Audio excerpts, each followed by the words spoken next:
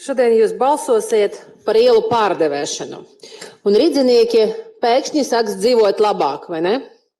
Pēkšņi ceļi kļūs lidzeni, tilti atjaunoti, sabiedriskais transports kursēs bez maksas un pēc grafika, bērni skolās tik ēdināti bez maksas un ļoti garšīgi, būs pietiekams skolotāju skaits, visiem maznodrošinātiem tik nodrošināti dzīvokļi, tiks radītas darba vietas, investori un turisti nāks kuplā skaitā un atvedīs uz Rīgu daudz naudas. Ne? Vai Latvijā mainīs savu geografisko stāvokli un nekad neatcerēsies par savu bijušo planētas kaimiņu? Nu, arī noteikti nē. Varbūt mēs šeit mēģinām pārformatēt atmiņu un likvidēt padomju mantojumu tik šausmīgu. Jā. Ratnieka kungs te ieminējas, kā viss tas tiek darīts pēc darbaļaužu prasībām. Tie, kas ir dzīvojuši padomju laikos, zina, ko tas nozīmē. Un Stācija kungam tas ir ārkārtīgs padomju mantojums. Tiešām Stācija kungs, kā ar to var dzīvot vienā pilsētā? Varbūt jūs neesat no šīs pilsētas, atvainojos. Sakiet, lūdzu, tad kāda vēlna pēc ir visa šī rosībā? Jautājums, protams, ir ritorisks. Maskavas iela ir 16 km gara, un tā ir otrā lielākā Rīgas iela. Tur uz tās atrodas 750 ēkas, ja nemaldos, un tā ir vairāk kā 170 gadus veca. Bet pat, ja jūs pārdevēsiet šo ielu, tad par pilnīgi jebkuru nosaukumu šis rajons nepārstās būt par Maskačku. Nekad. Ja? Var pat nosisties ar to pārdevēšanu. Ar ko jūs pašreizējā koalīcija pelnīsiet savus politiskos punktus pēc tam, kad būsiet iznīcinājuši visu padomju mantojumu? Ko jūs vispār bez tā darītu? Stabiņu sliktu. 30 gadu laikā jūs neesat iemācījušies strādāt, un tie, kas ir iemācījušies strādāt, nav pie varas un bieži vien pat nav Latvijā. Te Ikstena kungs man pieminēja vairāk kārt, sveiki, un es te vēl vairāk kārt radīšos, jo man ir daudz sakama šovakar. Ziniet, es izaugu ar latviešiem, un viņi vienmēr bija teikuši, kas ir vainīgs Puškins, bet atklāt sakot, Puškinam ir viena alga, un Maskava ir viena alga, ja mums nebūs šīs ielas. Mums nebūs viena alga. Puškina ielā mums ir 600 metru gara. Un, kā šeit tika pieminēts, tā ir no 1923. gada. Rīgā dzīvoja dzejnieka iemīļota Anna Kerna. Un no Rīgas, no Annas Petrovnas rokām Puškins saņēma savā iemīļotā Bairona sējumus. Puškins savos darbos Rīgu piemin vairāk kārt. Kas tik nav tulkojuši Puškina darbus? Juris Alunāns, Matis Kaudzīte, Jānis Rainis, Kārlis Krūza, Viktors Eglītis un vairāki citi. Ko lai saka par to, ka Puškina pasakas ir pārgājušas latviešu folklora, piemēram, pasaka par zvejnieku un zelta ziltiņu. 20. gadsimta 20. un 30. gados Rīgā tika iestudēts operas pēc Jevgeņa. Ziniet, man būtu patīkami, ja jūs man klausītos, tas būtu pieklājīgi. Jūs taču esat latvieši pieklājīga tauta, vai ne? Jā. Es vismaz pamēģināju. Tātad, 20. gadsimtā, 20. un 30. gados Rīgā tika iestudētas operas pēc Jevgeņa Aņegina, Pika Dāmas un Borisa Godunova sižetiem. Tajos pašos gados Puškina dienas svinēja arī Vidzemē un Kurzemē, kur tas kļuva par Krievu kultūras dienām. 1937. gadā metropolīts Augustīns noturēja rakstnieka bēru dievkalpojumu un vārdu par Puškinu teica Kristus dzimšanas katedrāles rektors Jānis Jansons. Dailes teātris iestudēja Jāņa Grosta mūziklu Puškins pēdējās dienas. Taču vienalga Latvija pie visa vainīgs izradies Puškins. Acim redzot, viņu vieglāk sasniegt nekā Putinu, un nekas par to nebūs. Nu, jūs visi zināt, kā es balsošu. Es tak teicu, ka man ir daudz sakamā šovakar. Jā, starp citu, balsojot par mūsu priekšlikumiem, jo mēs ar Miroslavu piedāvājam nodot visu šo pārdevēšanu publiskai apspriešanai. Nu, tas būtu tikai demokratiski, vai ne? Jā, Lomonosova iela, tā ir 720 metrus gara, un Rīga ir kopš 1950. gada. Jā, Mihails Lomonosovs pats nodzīvoja līdz 1765. gadam. Kad Keldiša piemineklis tika demontēts, viens nevižīgs deputāts, es pat neatceros uzvārdu, nāca uz tribīnes tepat un lielījās, kā, nezinot, slavenu akademiķi. Un es mēģināšu novērst šāda veida tumsonību un pastāstīt jums par Lomonosovu. Viņš noformulēja daudzus likumus, bet vissvarīgākais no tiem ir vielu masas saglabāšanas likums. Vienkārši sakot, ja kaut kas vienā vietā pazūd, tad tai pašai lietai, tādā pašā daudzumā. Es, starp citu, jūs klausījos, un tas ir šausmīgi nepieklājīgi. Es sākšu no jauna. Tātad, ja kaut kas... Jā. Es saprotu, ka jūs pa mani runājat un pa šo lietu, jā, bet... Okay. Vissvarīgākais tātad no tiem likumiem masu saglabāšanas likumi. Man ir vienkārši 2 laiki, es varu tos apvienot un ilgi šeit stāvēt un jums stāstīt. Ja kaut kas vienā vietā pazūd, tad tai pašai lietai, tādā pašā daudzumā ir jāparādās citā vietā. Šo likumu var attiecināt arī uz to, ka ja no šienes pazudīs visi krievu cilvēki, tad tikpat lielā skaitā jāierodas citiem cilvēkiem, citādi Latvija izmirs. Tā 1874. gadā pedagogs Fricis Brīvzemnieks Treilāns publicēja pētījumu par vienkāršu cilvēku, kurš kļuva par izcilu zinātnieku. Un jūs, kolēģi, nekad nekļūsiet par izciliem, tāpēc, ka jūs pļāpājat un traucējat man runāt. Un tas ir tik bezskaunīgi.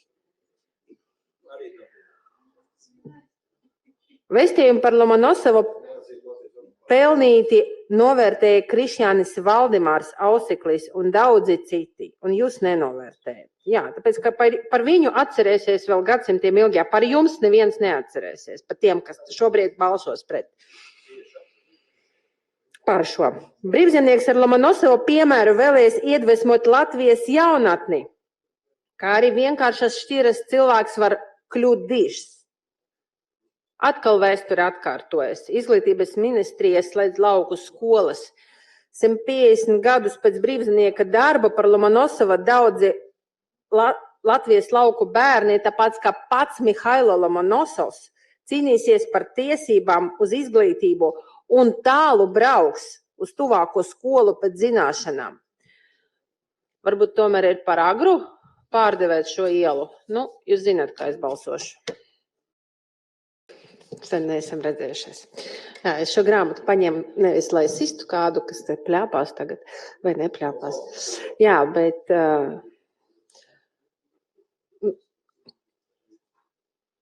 Krievu latviešu literatūras sakari. Redziet, cik bieza grāmata.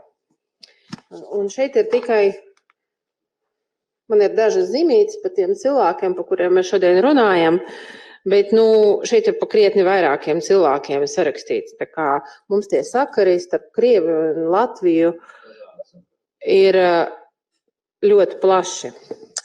Tātad par Gogoļa ielu.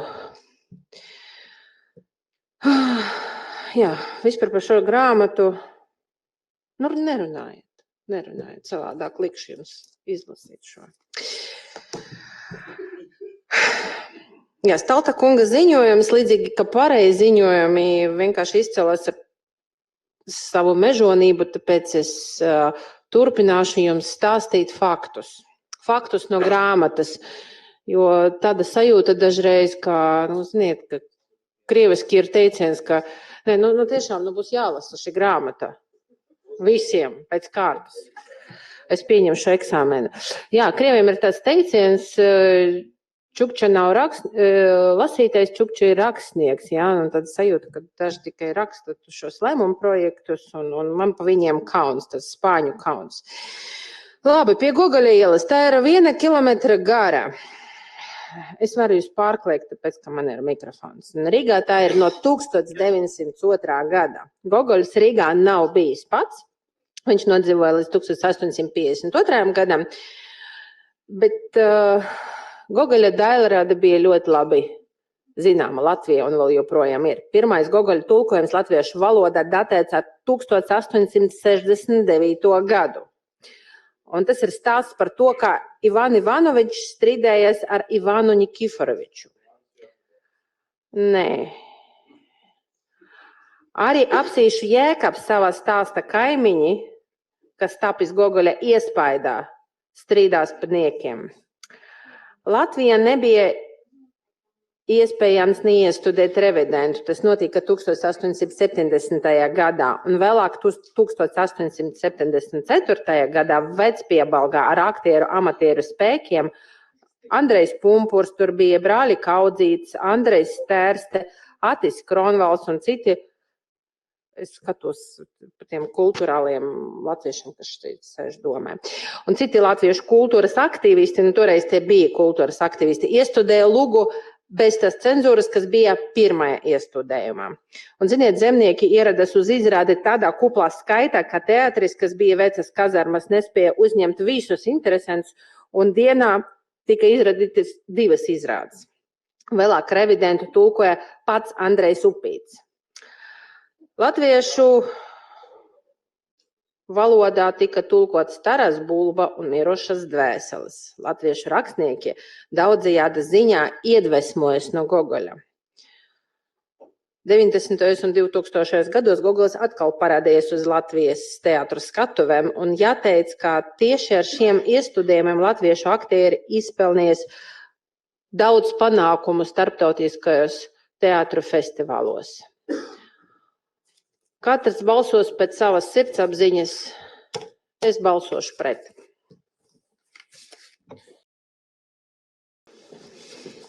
Jā, tā grāmata. Lai stāv blakus.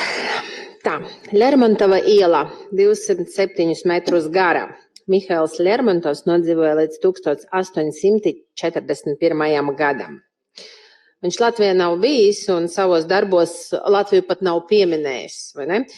Bet tikai lepno Lietuvu, tas ir citāts. Taču latvieši sākumā Lermontovu vērtēja augstāk par Puškinu, un Rainis un Aspāzija tulkoja Demonu. 20. gadsimtā, 20. un 30. gados Rubinšteina opera Demons neatstāja Rīgas operas teātra skatuvi un maskarāda vairāk kārt tika iestudēta Krievu drāmā. 1939. gada tika plaši atzīmēta Lermontova jubileja un tika sarīkota visu viņa darbu izstādi, kuri vairāk kārt tika izstādīti Latvijā. Protams, arī latviešu valodā. Nezinu, vai mēs turpināsim, tāpēc pateikšu to, ko es gribēju pateikt nobeigumā. Ziniet, cilvēku stulbumam nav robežu, un ļoti daudz stulbuma ir šeit. Krievu valodā ir tāds izteiciens, nemētiet pērles cukam priekšā. Tas ir izteiciens. Lūk, tas ir tieši tas, ko es šobrīd daru. Es zinu, ka manas runas šodien tam ielām nepalīdzēs, bet vienkārši, ja es to nepateikšu, tad neviens izņemot mani un manu kolēģis to nepateiks. Un, ziniet, taisnīgums tas tik un tā uzvarēs. Visi zina, ka es balsošu. Es šodien paskatījos, kas ir Nils Josts. Pirmo reizi ieraudzīju Jostu kungu šeit tepat. Droši vien, ka viņš nav izpelnījis savu deputāta algu. Jā, Turgeņeva iela ir 783 metrus gara. Rīgu Turgeņevs ir apmeklējis 2 reizes. Vienu reizi bērnībā, kad viņam bija 4 gadi, un kad vecāki viņu veda cauri caur Latviju, un tad otrais, kad viņu caur Dvinsku veda uz Pēterburgu apbedīšanai. Taču muzejā ir latviešu mākslinieka Artemija Gruzdiņa gleznots Turgeņeva portrets. Bet galvenais piemineklis Turgeņeva saiknē ar Rīgu un Mītavu ir 50 vēstules, ko rakstnieks rakstīja Emīlam Berem, sava darbu krājuma vācu valoda izdevējam. Turgeņevs latviešu periodika tiek pieminēts jau kopš 1868. gada, un viņa pirmais darbs Mans kaimiņš Radīlovs tika nodrukāts 1879. gadā. Pēc tam viens pēc otra latviešu valodā tika tulkot stāsti mednieka piezīmes. Par galveno Turgeņeva tulkotāju kļuva Apsīšu Jēkabs. Viņš arī savus darbus veidoja pēc Turgeņeva tēla un līdzības. Viņa laimes spoks ir gandrīz tiešā Bežeņa pļava kopija. Turgeņevu tulkoja arī Andrejs Upītis un Roberts Kroders, Karlis Skalbe, Aleksandrs Čaks un daudzi citi. Tiešām daudzi citi. Turgeņeva rakstu krājumi tika publicēti 1930. un 37. gados. Ziniet, Einšteinam tiek piedēvēta frāze, ka tikai 2 lietas ir bezgalīgas - visums un cilvēka stulbums, bet par pirmo es neesmu pārliecināts. Ziniet, taisnīgums uzvarēs.